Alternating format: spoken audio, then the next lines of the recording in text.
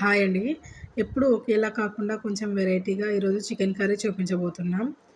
దానికోసం ముందుగా ఒక బౌల్ పెట్టి దాంట్లో కొద్దిగా ఆయిల్ ఏసి, కొద్దిగా ఆవాలు, కొద్దిగా జీలకర్ర వేసి, కొద్దిగా ఆనియన్, పచ్చిమిర్చి వేసి అవి ఫ్రై అయిన తర్వాత మంచిగా వాష్ చేసి పెట్టుకున్న చికెన్ వేసి దానిపై సాల్ట్, అల్లం వెల్లుల్లి పేస్ట్ వేసి ఒక 10 మినిట్స్ ఉడకనివ్వండి.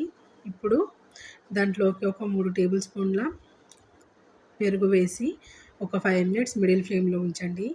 ఇప్పుడు దాంట్లోకి ఒక టేబుల్ స్పూన్ పసుపు వేసి ఒక 5 మినిట్స్ హై ఫ్లేమ్‌లో ఉంచిన తర్వాత 2-3 టేబుల్ స్పూన్ల వరకు కారం వేసి ఇలానే ఫ్రైలా కావాలంటే కొద్దిగా మసాలా, గరం మసాలా వేసి కొద్దిగా కొత్తిమీర వేసి సర్వ్ చేసుకోవడమే.